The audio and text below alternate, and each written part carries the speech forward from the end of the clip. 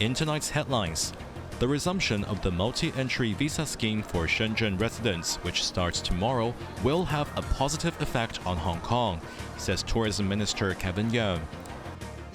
Labor and Welfare Secretary Chris Sun says the government plans to bring in 10,000 skilled technicians over the next 3 years to ease manpower shortage.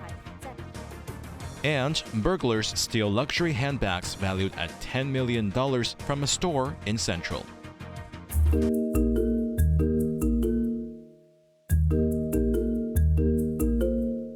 Authorities believe the resumption of the multiple entry policy for Shenzheners will have a positive impact on Hong Kong, especially with the upcoming festivities that are particularly attractive to young mainlanders. Starting tomorrow, the policy would allow Shenzhen residents to make unlimited trips to Hong Kong within a year, with each stay not exceeding 7 days. Taking to the airwaves, Culture, Sports and Tourism Secretary Kevin Yeung said even though the tourists could come a lot more often, he was still confident that they will be prompted to stay overnight, thanks to many concerts and nighttime activities one could find in the city.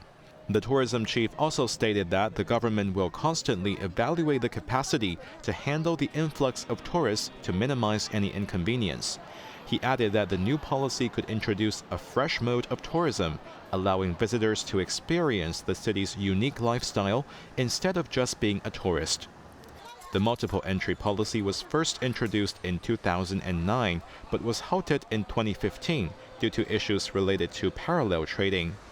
Yeung noted that the habits of mainland shoppers have already changed and therefore is confident that their shopping will not put undue pressure on the supply of daily necessities for Hong Kongers.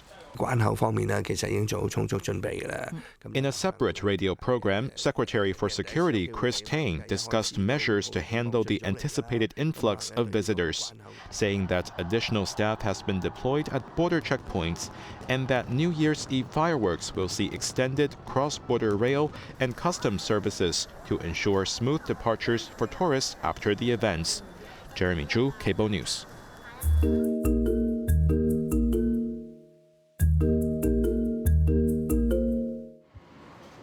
The government plans to bring in 10,000 skilled technicians over the next 3 years to ease manpower shortage, but not every type of skilled worker will be included in the list, says Labor and Welfare Secretary Chris Sun.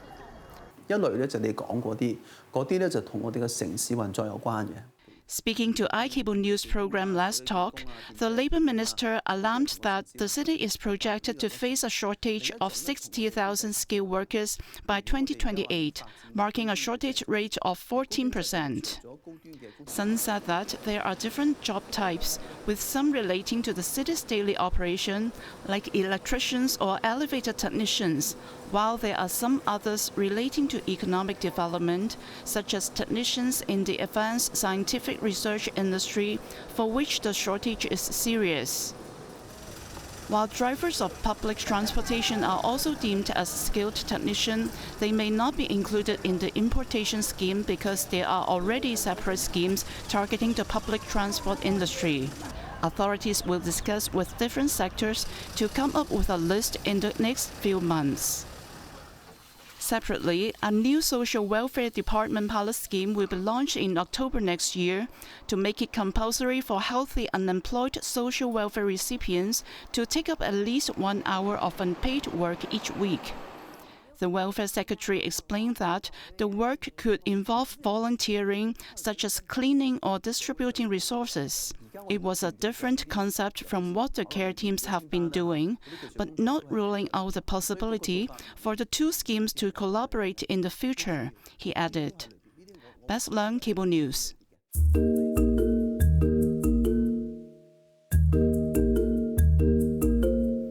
Some 60 high-end handbags were snatched from a luxury consignment handbag store in Central early this morning, with loss estimated at about $10 million.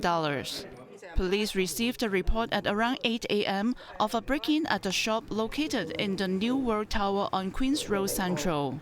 Surveillance camera footage showed that 3 suspects, all wearing caps and masks, smashed the glass door of the shop with tools and tried to break in the inner door. After they broke in, they quickly looted the display cabinets and filled several large bags with stolen items before fleeing the scene in a private car. The whole act took about 3 minutes. The store's manager has confirmed a major loss, with 66 high-end handbags stolen, each valued at $100,000 to $190,000. Affected customers would be contacted within the day. Investigation is ongoing.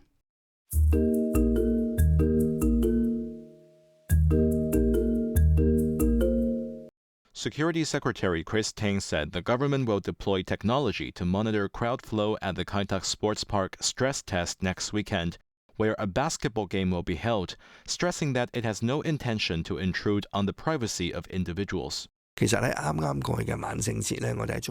on a radio program, the security chief explained that this technology was previously used in Lan Kwai Fong during Halloween. It not only detects the density and speed of crowds, but also identifies congestion points.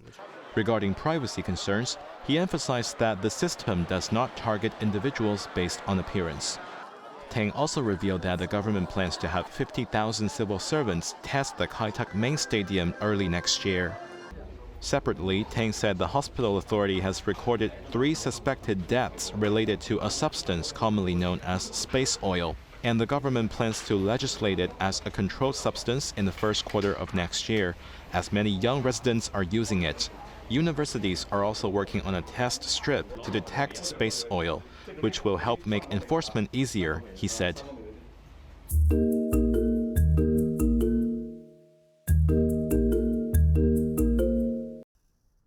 The government will not regulate the rent levels for basic housing units, according to Housing Secretary Winnie Ho. Speaking at a roundtable conference addressing young people's housing issues, Ho explained that the authorities have based their policies on consultations with economists. To renovate the existing subdivided flats to meet the standards, landlords would already have to invest extra costs.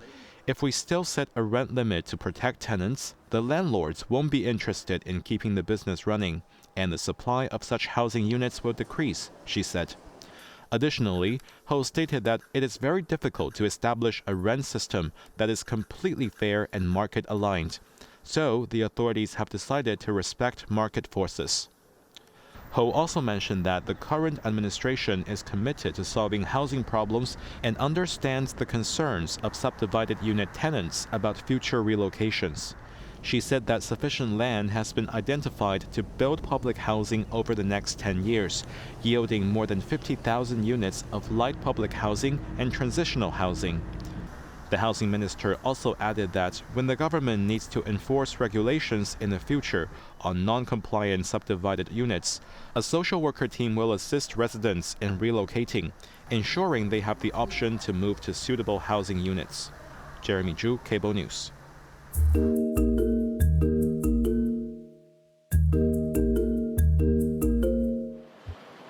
A key suspect in the 1997 Tsim Sha Tsui karaoke bar arson case that claimed 17 lives has been charged with murder after 27 years on the run. Chan Wai-leun, now aged 52, was apprehended in the mainland and sent to Hong Kong police yesterday. He appeared in West Kowloon Magistrates Court this morning and did not enter a plea. The case has been adjourned until 24th February next year. Last night, police officers escorted Chan to reenact the crime scene, demonstrating how he allegedly threw a petrol bomb at the karaoke bar. Police stated that Chan was 25 at the time of the crime and there was substantial evidence linking him to the incident.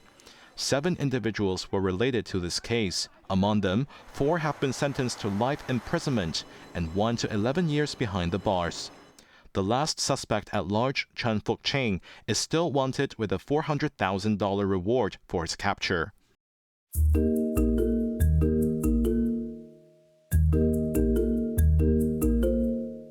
Factory activity in mainland China expanded for a second straight month, thanks to a series of support measures from Beijing since late September.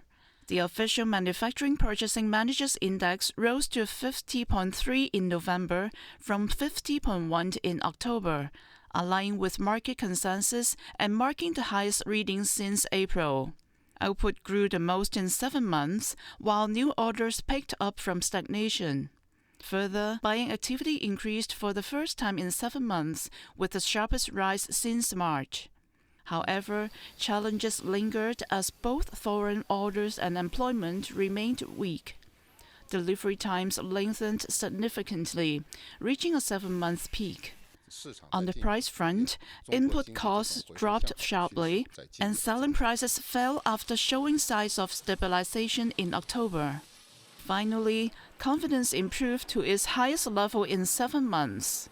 Separately, the official non-manufacturing PMI slid to 50 in November from 50.2 in October, showing a stagnation in non-factory economic activity.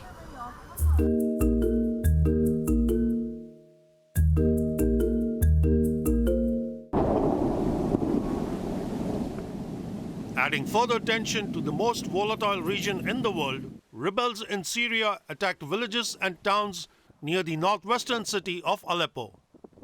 More than 200 people have been killed since fighting broke out between government forces and rebels earlier this week. The surprise attack added new uncertainty to the Middle East, which is already reeling from Israel's war in Lebanon and the Gaza Strip. With help from Russia, Syrian forces bombed several rebel-held areas, forcing residents to abandon their homes and seek shelter in relief camps. Nearly 500,000 people were killed in the government crackdown when pro-democracy protests erupted in Syria in 2011. Meanwhile, in neighboring Lebanon, a public funeral was held in the southern village of Marrakech for Hezbollah fighters who were killed by Israeli forces. The ceasefire between the Iran-backed militia group and Israel, which took effect 3 days ago, gave many residents of southern Lebanon who had fled the fighting the opportunity to return back home. Most of the homes in the region were completely destroyed. دعمنا لفلسطين لن يتوقف. In a televised address, the new leader of Hezbollah, Naim Qasim, said the ceasefire does not change the group's support for Palestine and Lebanon. We will work to safeguard national unity, sovereignty, and civil peace while strengthening Lebanon's defensive capabilities, he added. Sachin Katwi, Cable News.